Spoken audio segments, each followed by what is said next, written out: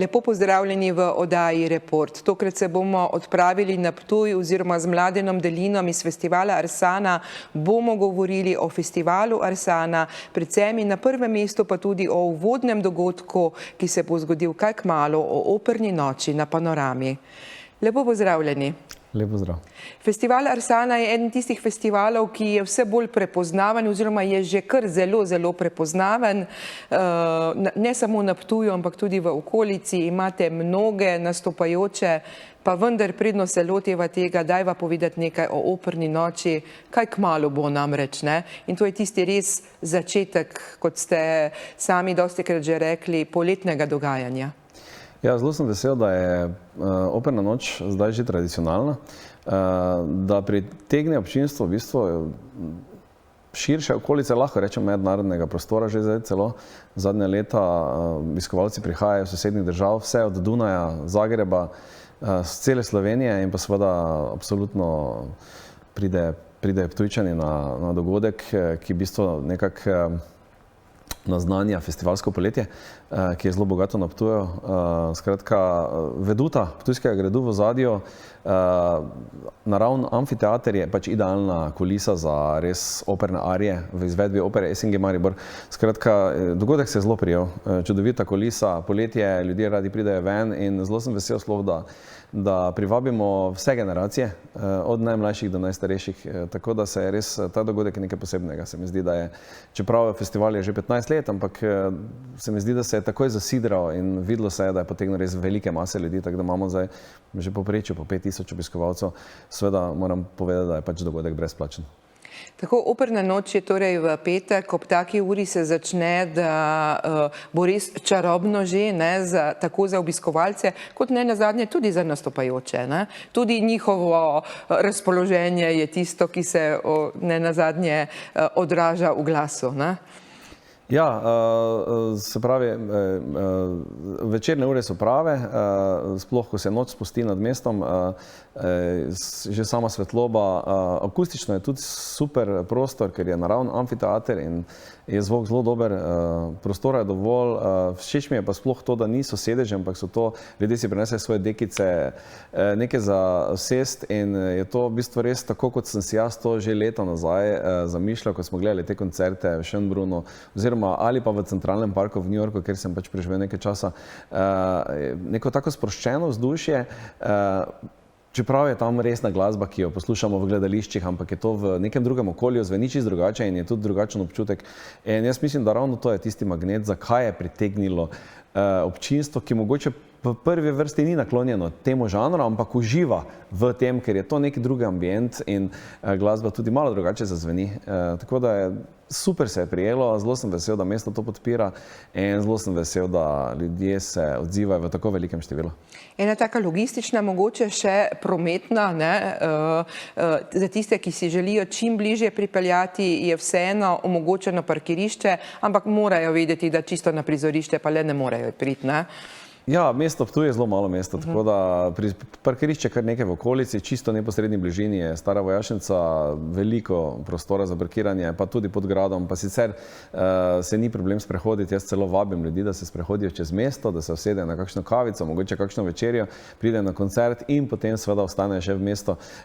Ogromno prostora je, tako da lepo se je sprehoditi skozi mesto Ptuj pred koncertom in seveda po koncertu. Zdaj pa se bova še malo dotaknila tudi samega festivala Arsana. Prinaša mnogo nastopajočih, ne samo slovenskih izvajalcev, ne, in hkrati tudi bogat spremljevalni program, to je pa tudi tisto, kar znova in znova privabi obiskovalce v Ptuj. Ja, 15 let je za nami, jaz sem zelo vesel, da se je festival zasidral v evropskem prostoru, da smo se zapisali na svetovni glasbeni zemljevid. Ob tej priložnosti bi mogoče izpostavil, da je na naslov našega festivala prispelo več kot 1500 ponudb glasbenikov iz celega sveta. Skratka, kar pomeni, da smo nekje zapisani na spletnem zemljevidu, poletnem, ne, se pravi, ko umetniki bodisi preko luže ali pa iz drugih kontinentov iščejo v Evropi poletne festivale, očitno Arsana že na tistem mestu, kjer se pojavlja in ponudb je enormno. Seveda mi ne moramo ponuditi vsem prostora, ampak v vsakem primeru smo se potrudili za 15-ko naredimo en lep program, da najdemo en program, ki bo zadovoljil različne okuse. Seveda nam je vedno bil, naš kriterij bil visoka kvaliteta glasbena. Prizorišča imamo čudovita, letos dodajamo še glavno prizorišče Mestna tržnica, tako da imamo 2 glavna prizorišča in dvorišče Minoritskega samostana, kjer je bolj umetniški program, in pa Mestna tržnica, kjer je vsebina mogoče za malo širšo množico, ampak še vedno zelo kvalitetna. Izvajalce imamo vse povsod, od Kube do Španije, delno Združene države, veliko Amerika, tudi iz regije, se pravi bivše skupne države, in pa seveda slovenske umetnike podpiramo že ves čas, tako da jih je več kot 50%. Mogoče bi izpostavil samo vrhunce. Izvolite, ja. Josip Lisac, legenda, potem Stefan Milenković, svetovno znani violinist z orkestrom iz Novega Sada, Estudiantina Ensemble, ena od še edinih tradicionalnih kubanskih zasedb, spravi, potem pa Simfonični orkester iz Španije. To so te tuje zgodbe. Prvič gostimo na Ptuju slovensko popevko, se pravi Poletno noč, to je res velik korak za naše mesto. Big Band RTV Slovenija, Simfonični orkester in pa cela paleta solistov, poklon slovenski popevki. Od najstarejše generacije do najmlajše, ne bi našteval vseh solistov, ki so našteti na naši spletni strani. Potem pa še izjemni drugi izvajalci, od Rudija Bučarja do Hamota, potem Dande, Joker Out, tudi Nina Pušlar letos prvič na festivalu Arsana, pa potem Ditka, nekaj imamo tudi oder dobre volje, rečemo temu, se pravi malo stand-upa, pridiha stand-upa, Tadej Toš, potem Sašo Hribar, Renato Vindiš, skratka ogromno enih spremljevalnega programa, otroški program, se pravi program za najmlajše, pa oder mladih, kjer nastopajo mladi, osnovnošolski ali pa bendi srednješolski. Glasba v mestu, to je program po mestu, kjer se dogaja na raznih dvoriščih, kavarn, hotelov. Skratka, ogromno enega programa je zanimivega, več na spletni strani www.festivalarSana.com. Ravno to je tisto, ne? Toliko je nastopajočih, da če bi zdaj začeli naštevati, verjetno ne bi niti uspeli povedati čisto vseh, ne?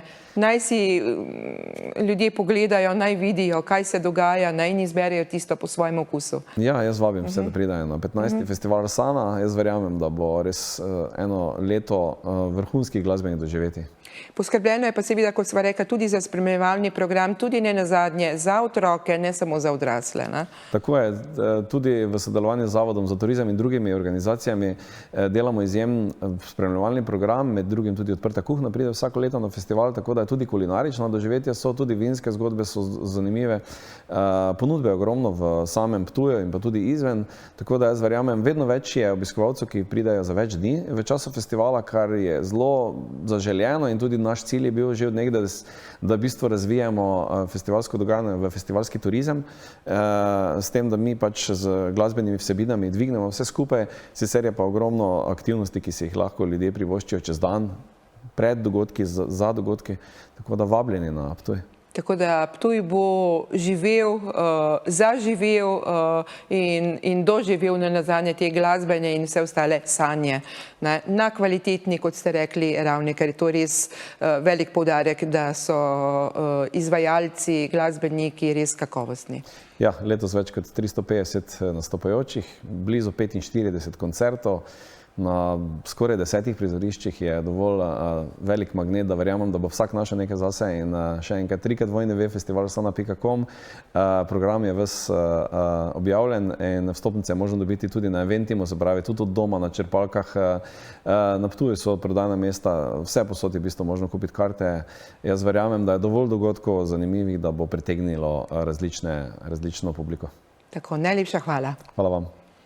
Dragi gledalci in spoštovane gledalke, odpravili se bomo malo ven iz studija, pogovarjala sem se nekaj dni nazaj namreč z predstavnikoma, lahko rečem, skupine Midva, z Jernejem in Tonetom, ki sta več povedala o akustičnem koncertu, ki ga pripravljajo za 6.7. v Mariboru. Povedala sta pa tudi marsikaj zanimivega, tudi ne nazadnje to, kdo je pri njih zadolžen za dovtipe.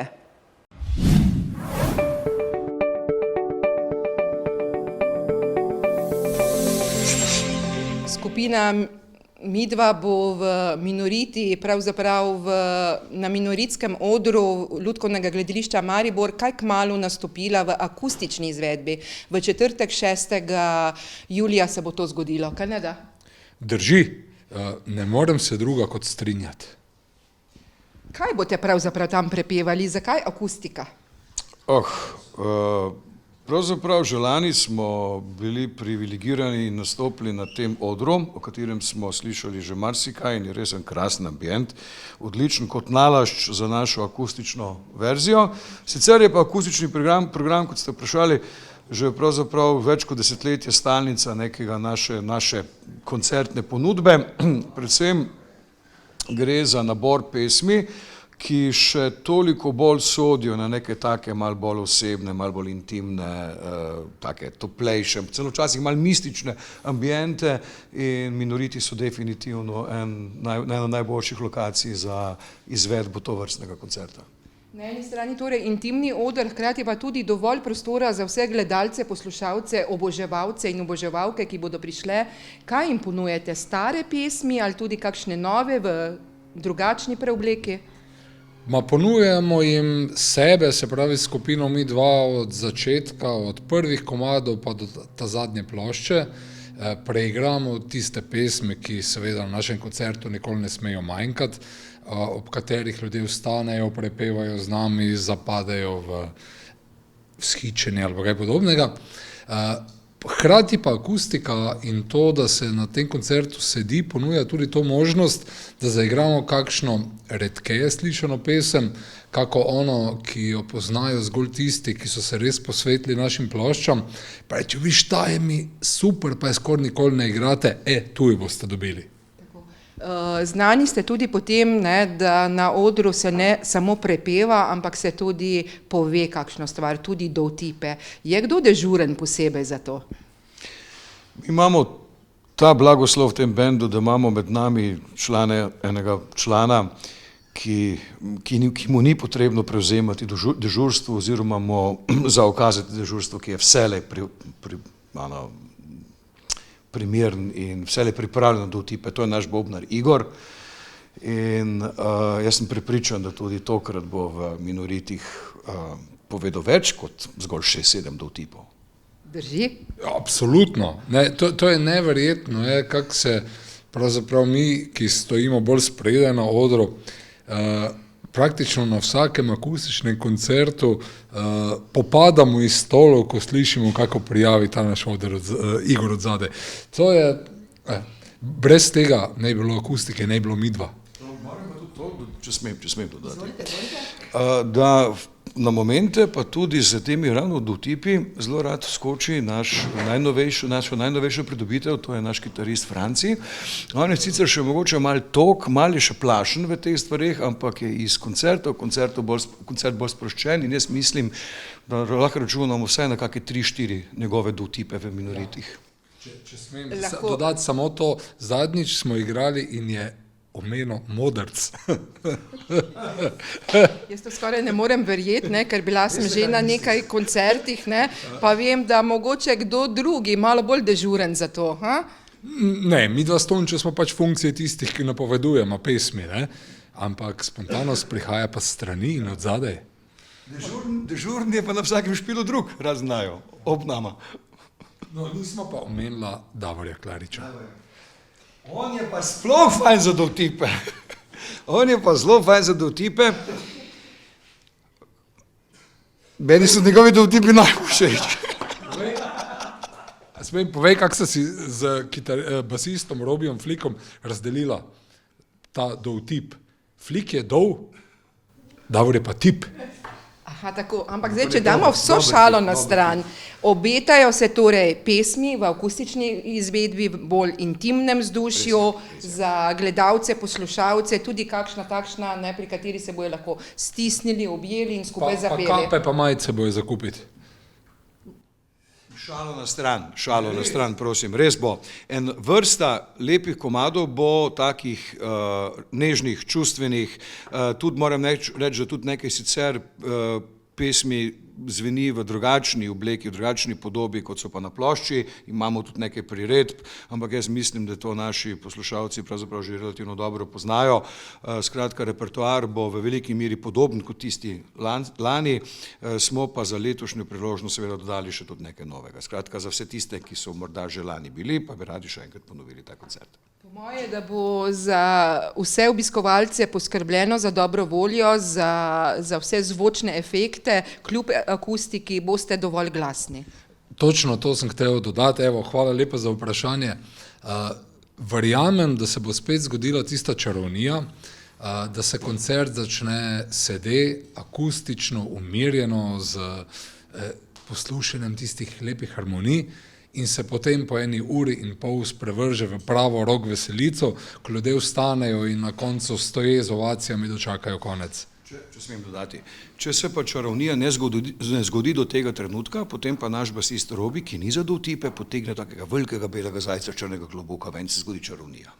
Jaz po moje, da če bodo naši gledalci verjeli vse to, kar sta vidva povedala, bodo tam na koncertu zelo, zelo presenečeni. Mislim, če pa nam ne verjamejo zdaj, ko 27 let praktično izpolnjujemo, kar obljubljamo, pa tudi ne vidim. Če smem dodati, komu pa v tej državi sploh še lahko danes verjameš? Če že moraš komu verjeti, potem smo to mi. Zagotovo skupina, ki se imenuje Mi2. Res je. In Nutrije.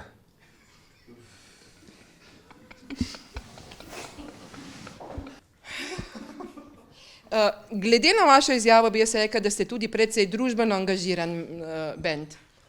Ne, to vedno iz konteksta vzamejo kako stvar. Mi pojemo o čiste jebe in pol nas krvijo za točo.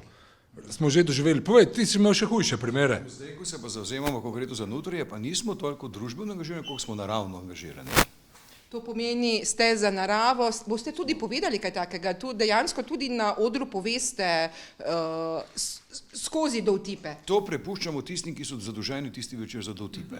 Jaz sem prepričan, da bo Igor gotovo prijavil vsaj 2, Franci mogoče enega, pa Davor, če bo imel dober dan, dovtip na račun neke družbene angažiranosti in v Nutrijah seveda bo tekla beseda. Če pa to ne bo zaleglo, bo pa potem, ko bo Robi potegnil belega zajca, črnega klobuka, še 2 Nutriji potegnil ven. Ne, ampak glede na to, da igramo ob Dravi, bomo pozorili na ohranjanje habitatov naravnih in 3. razvojno os. Pa Starotrd. Najlepša hvala obema za precej resen pogovor o vašem nastopu. Hvala lepa. Lepo zdrav. Hvala. Imate mogoče še zadnjo besedo, kako da boste gledalcem kar direktno povedala, lahko povesta zdaj. Šalo na stran, dobimo se julija, 6. julija, v Mariboru se srečamo na Minoritih. Vem, samo zaiščem naprej, Minoritih, na odru Lutkovnega gledališča Maribor, v krasnem ambientu vas pričakujemo in evo garantiramo, da se boste imeli zelo lepo. Dobrodošli, se vidimo. Čau. Najlepša hvala. Hvala.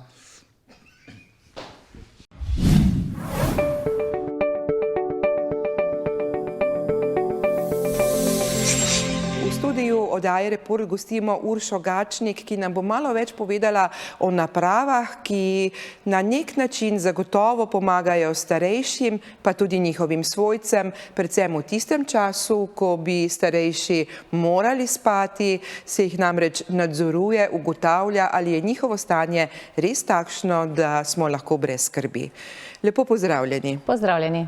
Takole, sliši se precej nasplošno to, kar sem povedala, vi pa boste povedali malo bolj natančno, zakaj pravzaprav gre, ker moramo upoštevati to torej, da se naša družba stara, da je vse več starostnikov, ki na nek način so lahko samostojni, drugi pa ne, pa vendar vsi slej ko prej potrebujejo pomoč, kaj ne? Tako, res je. Res je. Če začne mogoče pri domovih za starejše, ki vsi vemo, da so prepolni, čakalne vrste so dolge, večinoma ljudi več jih čaka na dom, kot pa dejansko so v domovih. In nekako se je tako prepletlo, ko smo mi dobili idejo pred 3 leti o pametni postelji in smo potem v sodelovanju z domom za starejše v Konicah prišli v bistvu do tega, da v domu potrebujejo sistem, ki bi jim pomagal v nočnem času. In tako smo prišli do tega posteljnega senzorja, ki v bistvu spremlja stanovalce v domovih za starejše, ki so malo bolj kritični. Večinoma gre za tiste z demenco, ki odtavajo, zbudijo druge, se zgubijo, padejo, oziroma vsak doma neke svoje kritične stanovalce. Takole, če poenostavim, posteljni senzor je torej naprava, ki jo ima lahko nekdo v postelji oziroma zraven nje in zazna vse tiste odklone Tako, to je v bistvu, ta senzor se namesti pod vzmetnico, na tisti del postelje, ki se ne dviguje ne vzglavje, ne vznožje in v bistvu spremlja prisotnost v postelji, aktivnost, srčni utrip in dihanje. Ker so starostniki si različni, skoraj še bolj kot pa postelje, se pa da za vsakega izbrati, po kolkem času, ko se nekdo iz postelje vstane, dejansko se sproži ta alarm. Za nekoga je potrebno, da takoj, ko se vstane, nekdo pa mogoče čez nekaj časa je treba, da sestra gre ukrepati, recimo. To je precej koristno, tako kot ste rekli, v domovih za starejše, lahko pa tudi doma, ne nazadnje, če je hiša malo večja, pa mogoče svojci nimajo takoj pogleda na to, ali je njihov starš v postelji ali ne, ali je vstal, ali pa ne nazadnje, če kakršnokoli že pomoč potrebuje, pa se vse usede. Seveda. Tak, mi smo štartali smo pač v domovih za starejše in vedno več jih je reklo, jaz bi pa to rabo za svojo babico, jaz pa bi to imel za svojo mamo. In smo se opogumili in letos štartali tudi z prodajo za tiste starostnike, ki so še doma. V ta namen smo dodali tudi to SOS tipko, ki je v bistvu kot mobitel z eno tipko. Starostnik kadarkoli želi pritisne to tipko in vzpostavi se klic z skrbnikom. Posteljni senzor pa seveda v nočnem času. Zdaj pa starostniki eni so taki, ko so že cele dneve v postelji, naprimer, eni so dementni, pa tipke ne znajo uporabljati, bolj pride v poštev posteljni senzor, eni so še aktivni, grejo sami v trgovino k zdravniku, za tiste je bolj primerna ta tipka, tako da vsak pač, kaj potrebuje, si lahko nekako najde. Deluje tako kot en majhen telefon, ampak pravite ena sama tipka, to je pa tudi verjetno lažje, sploh v kakšnem paničnem trenutku. To smo ravno ugotovili, da starejši tudi z telefonom, ki znajo delati z telefonom, morate vedeti, oni ga večinoma imajo odloženega nekje. Tako da, če slučajno se kje zgodi kaki padec, takrat ga običajno nimajo pri sebi.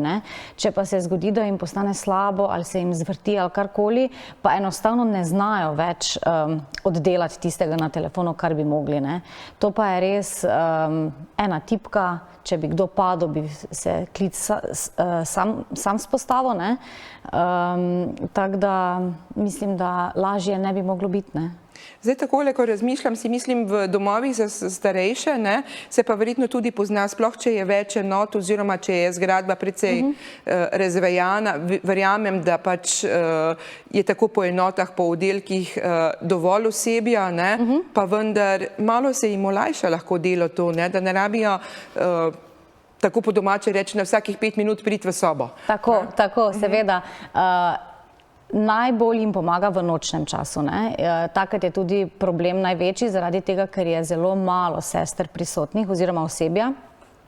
Nekje na dobrih 180 postelj, recimo, sta prisotni samo 2 v nočnem času. Naprimer, naša največja stranka Dom Ptuj ima v enoti Ptuj nekje 340 postelj, pa so potem 3 prisotne.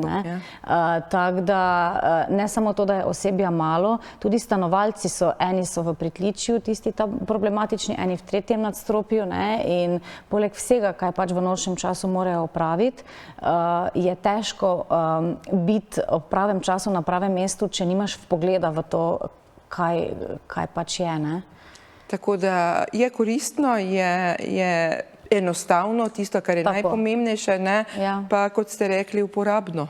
Ja, za enkrat imamo zelo dobre feedbacke od strank, jim olajša delo res, se pravi starostnikom omogoča neko dodatno varnost, predvsem pa osebju, ki vemo, da ga primanjkuje, je preobremenjeno, jim ponuja neko roko in jih pravi čas, ne, jim reče, mogoče pa idi pogledat, ne. Tako da... Povejte, mogoče samo to še deluje na baterije ali na elektriko, se da polniti, ali kako je to, da se ve, kako se to reši? Posteljni senzor se priključi v elektriko in je to. SOS napravica pa se mora polniti isto kot mobitel. Na isti način, tako enostavno in potem deluje nekaj časa tam. Seveda, ja. Tak nekaj dni, če pa starostnik recimo več hodi okrog, zaradi tega, ker tudi pač spremlja GPS in spremlja, kje se nahaja, v tem primeru se mogoče malo prej sprazni, če pa je recimo skozi doma, pa ga ima res samo za to, da stisne to tipko za pomoč, pa potem nekaj dni drži baterija. Rekli ste GPS, to pomeni, da deluje na nek način kot neka mobilna aplikacija. Tako, mobilna aplikacija se naloži brezplačno, poveže se z posteljnim senzorjem ali SOS tipko in potem se tam notri spremlja stanje, preko te aplikacije se vzpostavijo klici, vidi se zgodovina, kaj se je zgodilo, lahko se spremlja tudi, kje kdo je za to tipko, ne?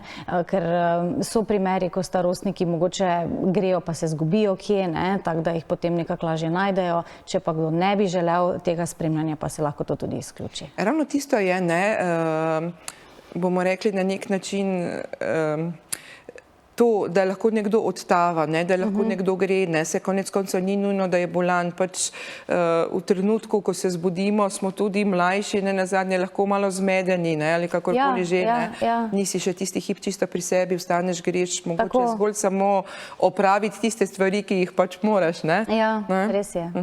Tako da je pa potem, sami ste rekli, dobra povratna informacija imate iz domov, ne? Ja, res je. Da se dogaja, da je koristno, ne? Mi smo pač, štartali smo za tem, da bi v bistvu pomagali v domovih predvsem starostnikom, ne? Da bi bili bolj varni, da če bi se kaj zgodilo, da bi sestre hitro prišle. Videli pa smo zdaj v tem letu in pol, odkar smo na trgu dejansko, da je bolj v pomoč osebju dejansko, no, da lahko pravočasno ukrepajo, ko se zgodi nekaj, ne, ali padec, ali nekdo odtava. Veste, v nočnem času, če nekdo odtava, pa zbudi, ne vem, 15 drugih ljudi še, potem je nočna izmena lahko zelo težka, ne. Več je potem sestrskih klicev, vse ostale stvari, ki morajo opraviti in če se lahko prepreči kaj takega, je zelo fajn, ne. Tako, evo, najlepša hvala za takšne informacije. Marsikdo ne ve, da to obstaja, ne, in mu bo mogoče prav koristna informacija. Ja, res je, upam. Tako. Dragi gledalci in spoštovane gledalke, vam pa do prihodnje oddaje Report nasvidenje.